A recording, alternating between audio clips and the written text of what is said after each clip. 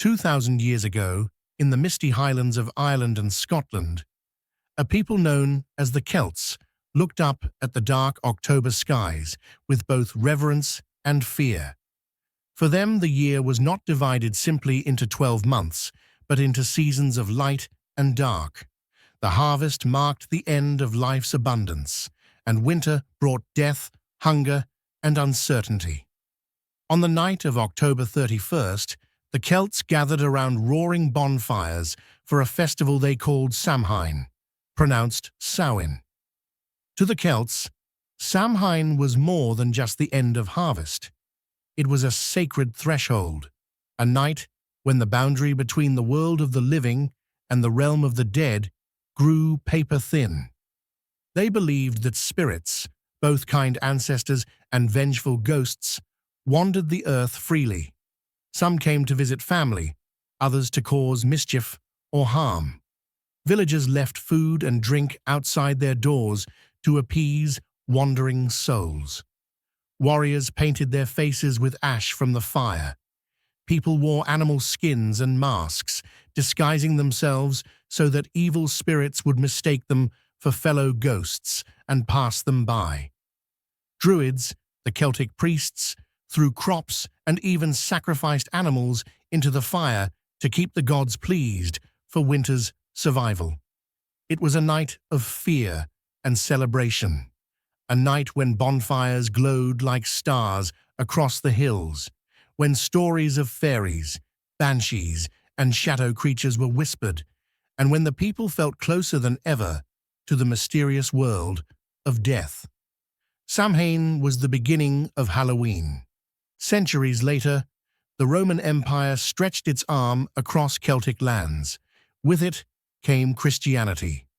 The Church, recognizing the power of ancient festivals, sought not to erase them entirely, but to transform them.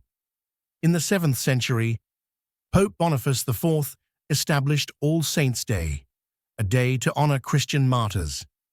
Later, Pope Gregory III moved it to November 1st, placing it directly after Samhain.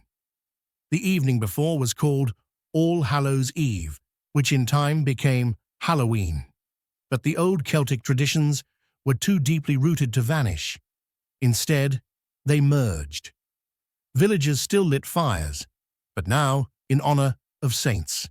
They still believed the dead walked among them, but prayers and holy water joined the rituals. During the Middle Ages, a practice called souling emerged. The poor would go door to door, offering prayers for the souls of the household's dead in exchange for food, often small cakes called soul cakes. Children soon took up the custom, adding songs, jokes, and costumes, the beginnings of trick-or-treat. By the Renaissance, Halloween had become a curious mixture, half Christian, half folk superstition. People still feared witches and wandering spirits, but they also believed the night could reveal the future. Unmarried women peeled apples in a single strip, tossing them over their shoulders to see what letter it formed, supposedly the initial of their future husband. Others stared into mirrors by candlelight, hoping to glimpse the face of the one they would marry. Halloween was becoming a night not only of fear, but also of mystery, magic, and play. As Europe slipped into the late Middle Ages, Halloween gained darker associations. The Christian Church, battling what it saw as heresy and devil worship, declared many old Samhain practices as dangerous. Witches became the great villains of Halloween. It was believed that witches gathered for Sabbats on Halloween night, casting curses and riding broomsticks across the sky. Black cats, thought to be their familiars, became symbols of evil luck. Villagers carved grotesque faces into turnips and beets, placing candles inside to ward off the devil. The earliest jack-o'-lanterns. Halloween was now a time of deep superstition. Some people feared meeting the devil himself at a crossroads. Others carried charms of iron or salt to protect themselves. Yet children still played games, bobbing for apples, telling ghost stories, and daring each other to walk through graveyards at midnight. Halloween was both terrifying and thrilling. In the 17th century, immigrants carried their Halloween customs across the Atlantic, but in Puritan New England, such pagan practices were frowned upon. Halloween found more fertile soil among Irish and Scottish immigrants in the southern colonies and later in 19th century America. The Great Irish Potato Famine of the 1840s brought waves of Irish families to the United States. They carried with them the tradition of Samhain, souling, and carving lanterns, but instead of turnips, Americans used pumpkins, which were larger, softer, and native to the land. Slowly, Halloween took root in American soil. By the late 1800s, it was less about spirits and more about community gatherings. Newspapers and women's magazines promoted Halloween parties filled with games, costumes, and treats. Ghost stories were told around candlelight, but the violent and frightening aspects were downplayed. By the early 1900s, Halloween was widely celebrated across the United States, especially by children. The tradition of guising had crossed over, but in America, it evolved into trick-or-treating. Kids dressed in costumes and went door to door, asking for candy with the playful threat, "Trick or treat." The Great Depression saw trick-or-treat grow even stronger, as communities saw it as a way to reduce pranks and vandalism. During World War II, sugar rationing briefly halted Halloween candy, but after the war, candy companies seized the opportunity. By the 1950s, candy had become the centerpiece of Halloween. Costumes also changed. Once limited to ghosts, witches, and devils, children now dressed as cowboys, clowns, superheroes, and TV characters. Halloween was no longer just about fear. It was about fun, imagination, and belonging. If candy shaped Halloween for children, Hollywood shaped it for everyone else.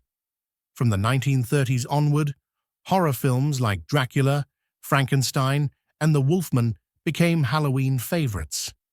Later, in the 1970s and 80s, movies like Halloween, Friday the 13th, and A Nightmare on Elm Street cemented Halloween as the holiday of fear. Haunted houses, horror marathons, and scary attractions became staples of October nights. Meanwhile, decorations exploded in popularity. By the late 20th century, American neighborhoods were filled with glowing pumpkins, skeletons, cobwebs, and inflatable monsters. Halloween became a billion-dollar industry, second only to Christmas.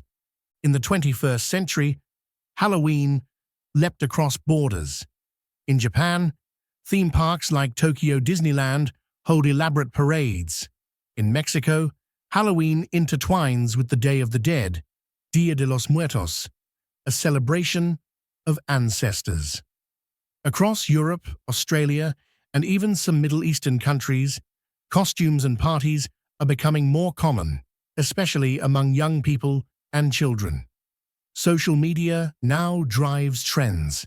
Each year, viral costumes dominate Instagram, TikTok, and YouTube. From superheroes to memes, from terrifying clowns to funny parodies, Halloween costumes are a reflection of pop culture itself. But at its heart, Halloween remains tied to its roots, facing the dark, laughing at fear, and celebrating community. The bonfires of the Celts have become jack-o'-lanterns on porches. The food offerings for spirits have become candy bars for children. The disguises of animal skins have become superhero masks. The holiday has changed shape again and again, but it has never died. What Halloween means today: Halloween is many things at once. For children, it's magic, a night when the ordinary world transforms, when strangers give gifts, and when imagination runs free. For adults, it's nostalgia, fun, and a chance to dress up, laugh, and sometimes scream. For businesses, It's profit. Costumes, candy, films, and decorations making billions each year. For historians, it's proof of how traditions evolve, blending pagan fire with Christian prayers, folklore with pop culture. But deeper than all this, Halloween speaks to a universal truth. Human beings have always feared death and darkness. Instead of running from it, we made a festival to face it together. By lighting fires, telling stories, and later eating candy in costumes, we laugh at fear. We invite it to our doorstep and give it a mask. On a cold October night, as jack-o'-lanterns flicker on porches and laughter fills the streets, the echoes of ancient Samhain still live